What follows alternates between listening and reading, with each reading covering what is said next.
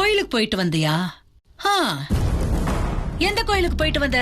நவசக்தி அம்மன் கோயிலுக்கு போயிட்டு அப்பாவை நல்லபடி ஆக்கி கூட்டிட்டு வந்தோமே.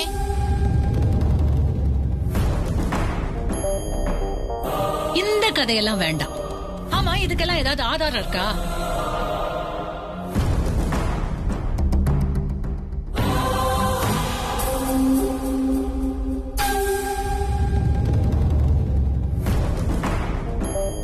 எங்க ருத்ராவுக்கு பொய் பேச எல்லாம் வரவே வராது. நாங்க அப்படி வழக்கமும் இல்ல. இந்த வயசுல பொய் பேசுற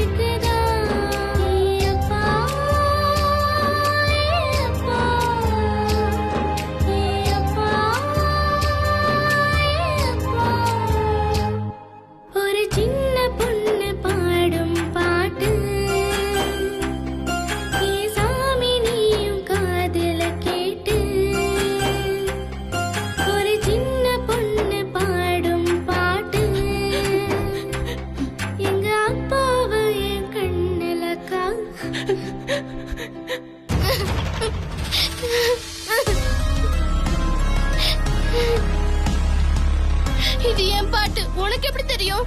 இது ஏன் பாட்டு உனக்கு எப்படி தெரியும்? நீ எப்படி என் பாட்ட பாடுற? அப்பா நீங்க தானப்பா எல்லாரையும் மன்னிக்கணும், யார் எந்த தப்பு செஞ்சாலும் தண்டிக்க கூடாது, அவங்களோட தப்ப உணர வைக்கணும்னு நீங்க தானே சொல்லி கொடுத்திருக்கீங்க. இப்ப நீங்களே இப்படி திடீர்னு ஸ்வேதா ஆண்டிய மன்னிக்காம வீட்டை விட்டு துரத்துனா நீங்க எனக்கு சொல்லி கொடுத்தது வேற, நடந்துக்கிறது வேறையா இருக்கேப்பா. பாத்தியாப்பா முத்தரசு, குழந்தையும் தெய்வமும் ஒண்ணுன்னு சொல்லுவாங்க. அவளோட இறக்க குணத்தை பாத்தியா? கண்டிப்பா அவதான் உன்னோட பொண்ணுங்கிறதுல சந்தேகமே இல்ல. எது வாரிசுங்கிற குழப்பம் முதல்ல தீரட்டும். அது வரைக்கும் இந்த 2 குழந்தைங்களும் வீட்லயே இருக்கட்டும். ஏன்னா எந்த ருத்ரா சொல்றது உண்மைன்னு தெரியணும். ஒருவேளை நம்ம வாரிசு ருத்ராவுக்கு ஸ்வேதா வீட்ல இருக்கிறது தான் விருப்பம்னா அதை நாம நிறைவேற்றியே ஆகணும்.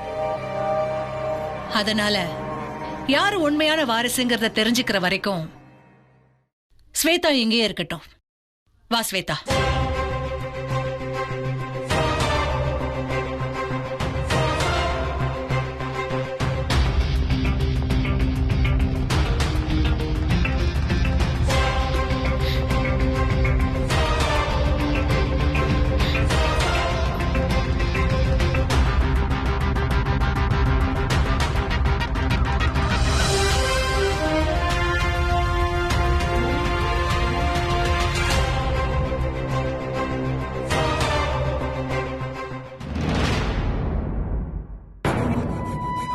என்ன மாமா நீங்க?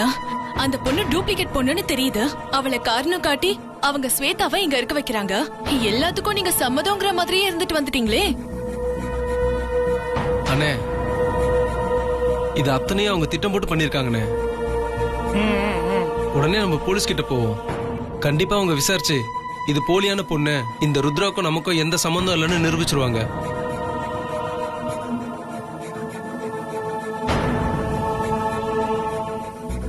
என்ன இது முத்து மாமா, அமைதியாவே இருக்கீங்க? இங்க பாருங்க, எது உண்மையான ருத்ரா எது போலி ருத்ரான்றது உங்க எல்லாருக்குமே தெரியும், எனக்கும் தெரியும்.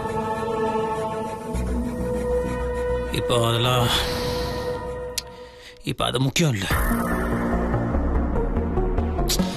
சித்தி சொன்னதுக்கான ஸ்வேதாவும் அந்த போலி ருத்ராவும் இங்க இருக்கிறதுக்கு சம்மதிக்கல.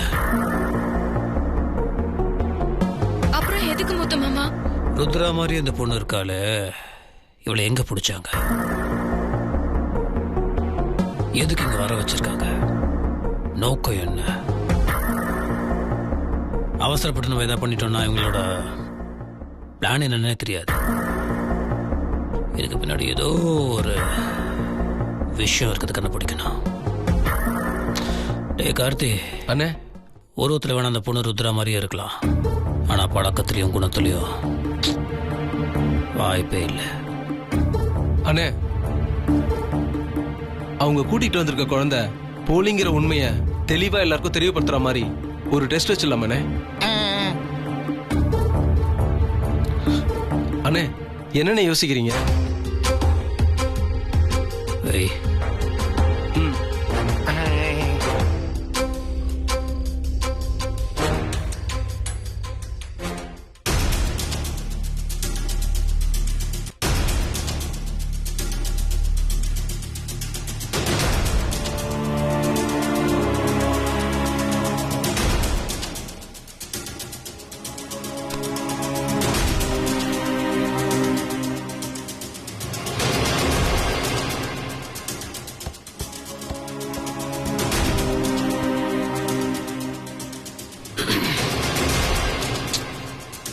வெளியில ஒரு காஃபி எடுத்துட்டு வா.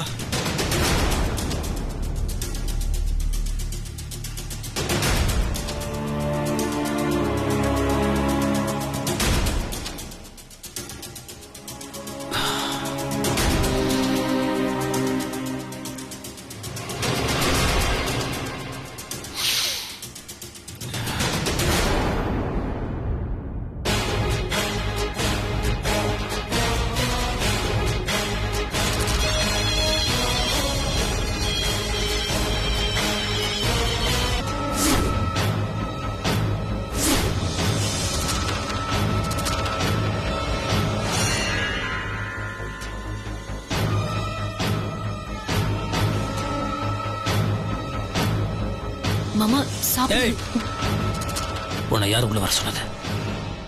உன்னை நான் கேட்டனா? நான் வெண்ணிலா கிட்ட காஃபி கேட்ட அவ கொடுப்பா. நீ யார்? ஏன் மாமா, யார் கொடுத்தா என்ன? நீ உன் வேலை நடக்கிறதுக்கு எந்த அளவுக்கு கீழே இறங்குற ஒரு கேவலமான கேடு கெட்ட ஜென்மம். உன் கையில இருக்க காப்பியை குடிக்கிறதுக்கு எனக்கு சாக்கடை மாதிரி இருக்கு. உன்னை நான் கேட்டனா? நான் வெண்ணிலா கேட்ட அவ கொடுப்பா. நீ வாழை பார்த்துட்டு போ. என்ன மாமா இப்படி என்கிட்ட பாராமுகமா பேசினா என்ன அர்த்தம்? வெண்ணிலா தான் முக்கியம்னா அப்புறம் நான் யாரு மாமா? அததான் கேக்குற. நீ யாரு? யாரு நீ?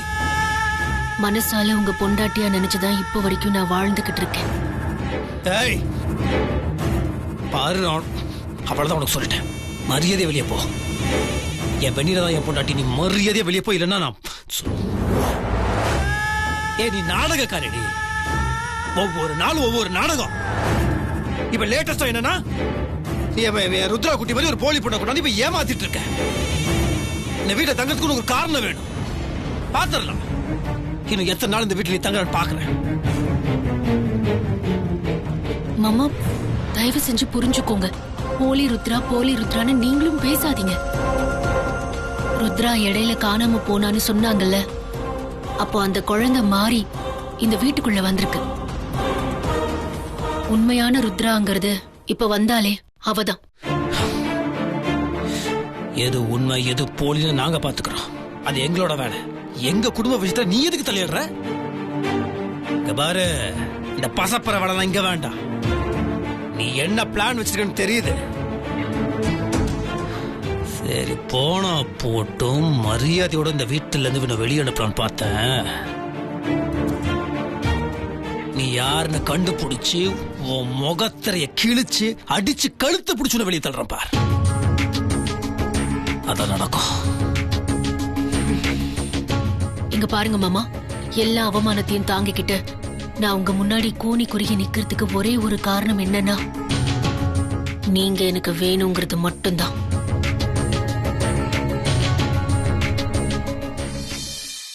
உங்ககிட்ட நேரடியாவும் மறைமுகமாவும் கேட்டு பார்த்துட்டேன். அதெல்லாம் முடியாம மிரட்டி கூட கேட்டு பார்த்துட்டேன். இப்போ ஒளிவு மறைவு இல்லாம நேரடியாவே கேக்குறேன். வெண்ணிலாவை டைவர்ஸ் பண்ணிட்டு என்ன கல்யாணம் பண்ணிக்கோங்கன்னு நான் சொல்ல மாட்டேன். அவளும் இருக்கட்டும், என்னையும் கல்யாணம் பண்ணிக்கோங்க. ஏன்னா எனக்கு உங்களை தவிர வேற யாரையும் கல்யாணம் பண்ணிக்கணும்னு தோண மாட்டேங்குது மாமா. அப்படி இல்லனா என் வாழ்க்கையில எனக்கு கல்யாணங்கிறதே வேண்டாம் மாமா. செருப்பு அடிக்கிறது கூட என் கை உமடப்படக்கூடாது. இந்த அசிங்கத்தை கையால தொட மாட்டாங்களா, அந்த மாதிரி என்ன பொறுத்த வரைக்கும் நீ ஒரு அசிங்கம். உன்னோட நிழல் கூட என் மேல படக்கூடாது. இந்த உலகத்துல என்ன தொடர்றதுக்கு ரெண்டு பேருக்கு தான் உரிமை இருக்கு. ஒண்ணு, என் கையால நான் தாலி கட்டின என் பொண்டாட்டி வெண்ணிலா. இன்னொன்னு, நான் செத்ததுக்கு அப்புறம் நீ எரிக்க போற நெருப்பு. நீ எல்லாம் வெளியே போ, வெளியே போ.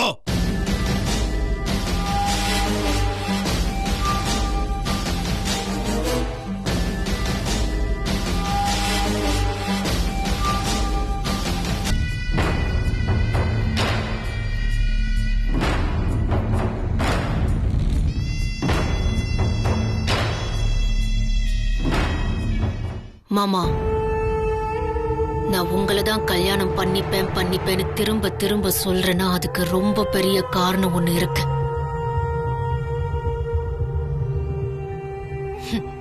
அது இப்போ உங்களுக்கு புரியாது. புரிய வேண்டிய நேரத்துல கண்டிப்பா புரியும். அது புரியறப்போ நீங்க எனக்கு தாலி கட்டியே தீருவீங்க.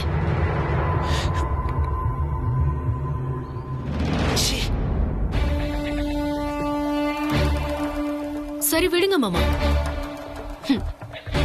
நான் கிளியா மாறி கேட்டு பார்த்துட்டேன்.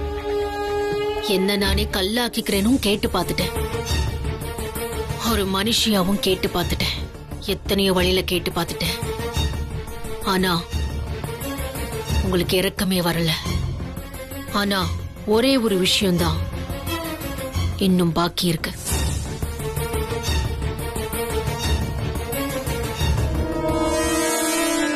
அது நடக்கும்போது நான் கேக்குற விஷயத்த உங்களால தட்டி கழிக்கவே முடியாது மாமா.